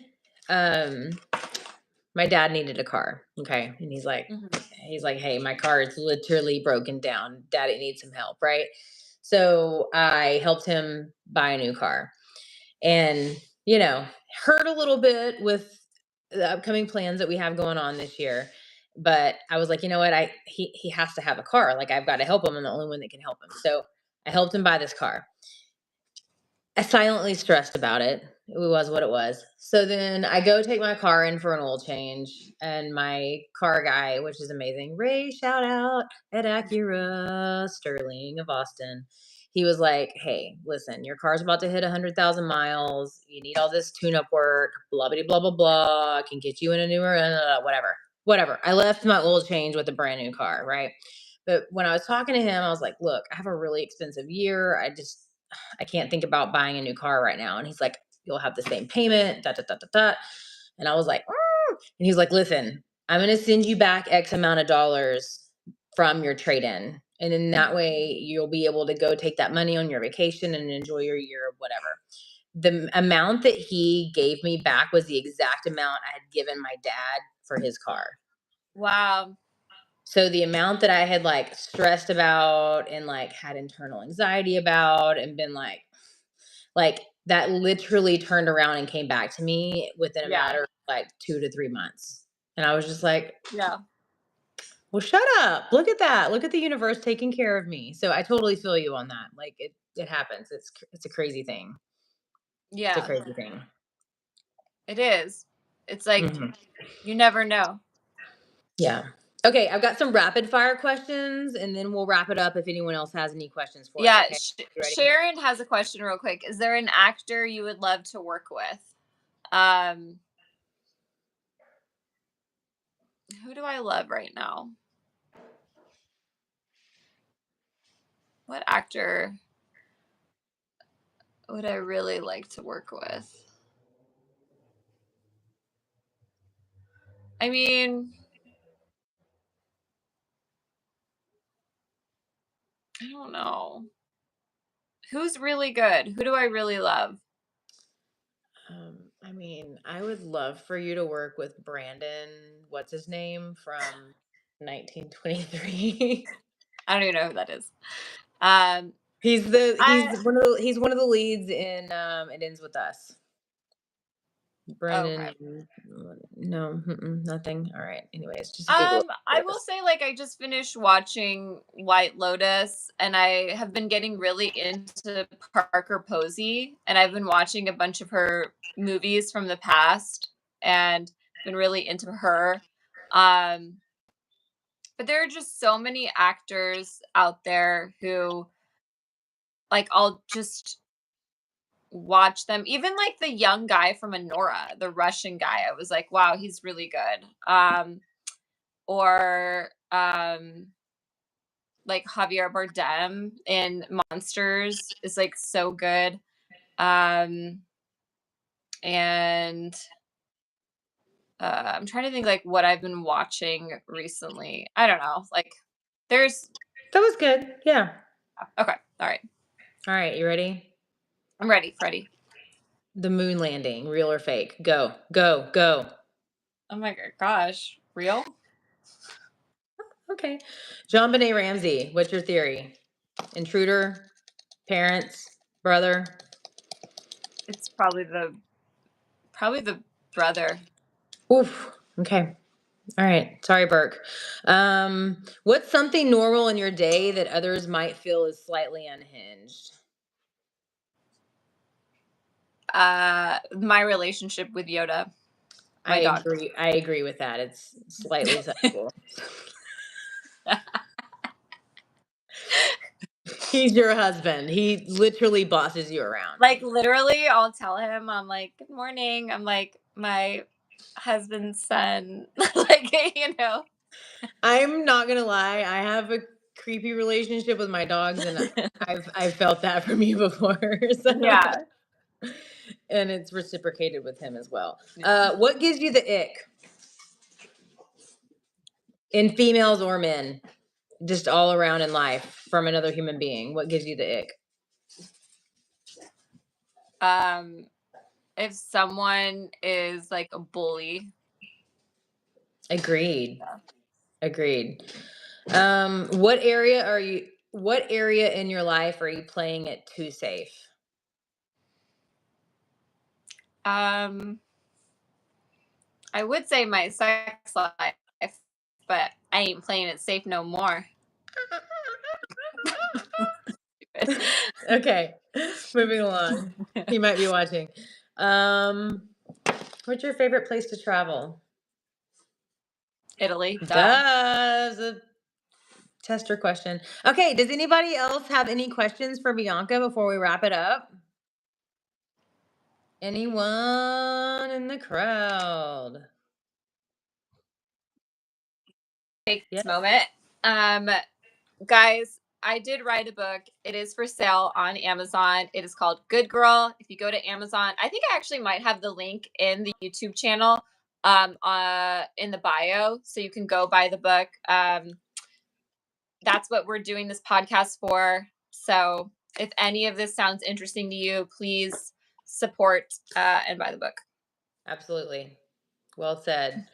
Well, Bianca, thank you for asking me to do this, but I mean, this has been awesome. Like, what a milestone in our friendship, right? Like being able to do this together, right? And we talk all the time, but like, it's never like, we'll have deep conversations, but it's never just like whatever's on my heart, So this has been a really cool opportunity to be able just to talk freely and ask some things and learn some things that I might not have known before. So yeah.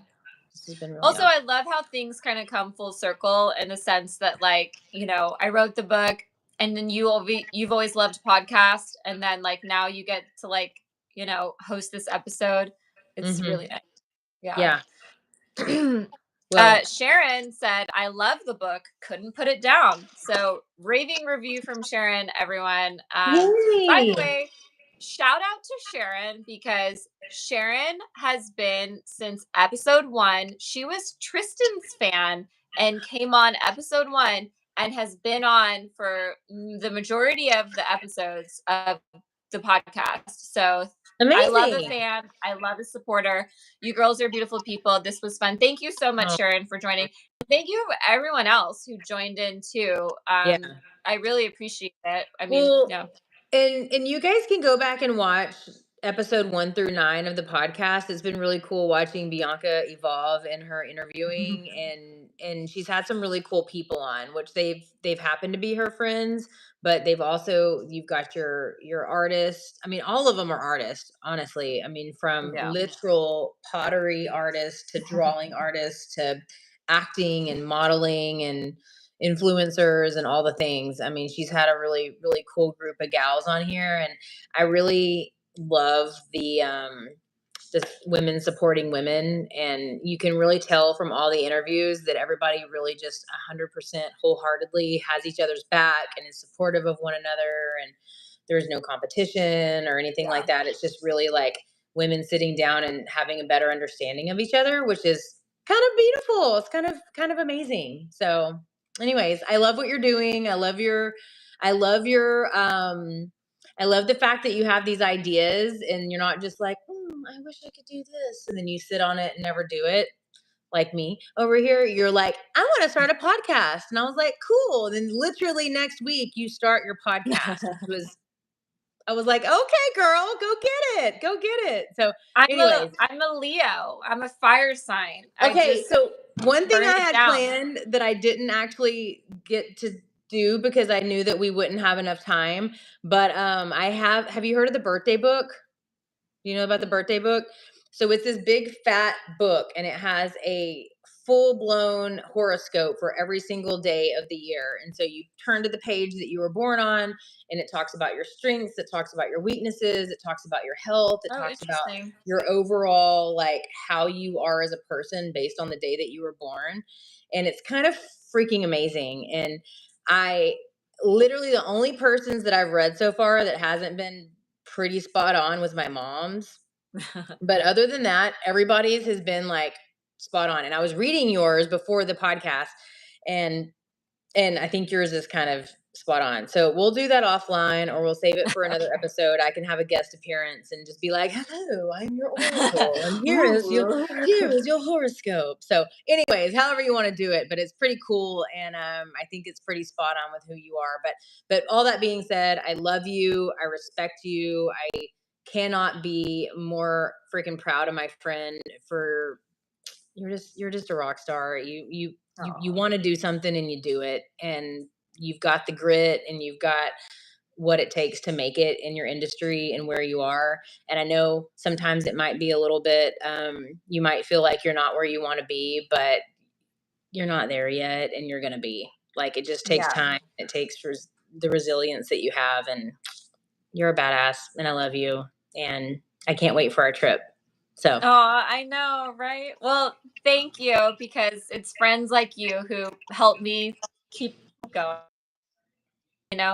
so I couldn't do it without you. I keep you grounded, boo. I keep you grounded. Okay. Yeah. All right. I love you. Matthew said, enjoy the rest of your night. Keep on moving forward. Also, at the end of every episode, I always ask the guests, what would they like to manifest? So let's start with you, Rhiannon. What would you like to manifest? I mean, overall happiness, but I've had a really incredible last year, and I'm kind of feeling Rhiannon 2.0 right now. So from looking at life, I'm kind of really on top of the world right now in regards to my happiness and feeling confident and fulfilled and all the things. So like, I can't ask for a lot more than that. But what I really do want to manifest is money, because I make a decent living for myself, but I can't really fulfill what I want to fulfill with my family and being able to support them.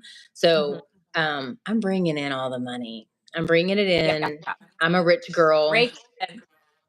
Money is coming at me faster than I know what to do with. I did buy a lottery ticket today when I saw that drama go down at the gas station, which I'm not going to get into, but literally as I'm buying my lottery ticket, I ended up having to be a first responder for somebody. So it was kind of crazy. Oh my God, that's right. Yeah. Yeah. So anyways, I'm manifesting money. What are you manifesting, girl? What's coming to you? I want to manifest. I feel like I'm in this point in my life where things are starting to get really good, and I just want to be healthy so I can enjoy all of these amazing things for as long as possible. Yeah. Health. Yeah. It's very, very important. Very important. All right. Well, thank you all for joining. This has been so much fun. And I really hope that I get invited back to do it again. So, you will. Yeah. Have a good night, y'all. All right. 20. Good night, everyone. Okay. I'm going to shut off the light. Okay. Good night.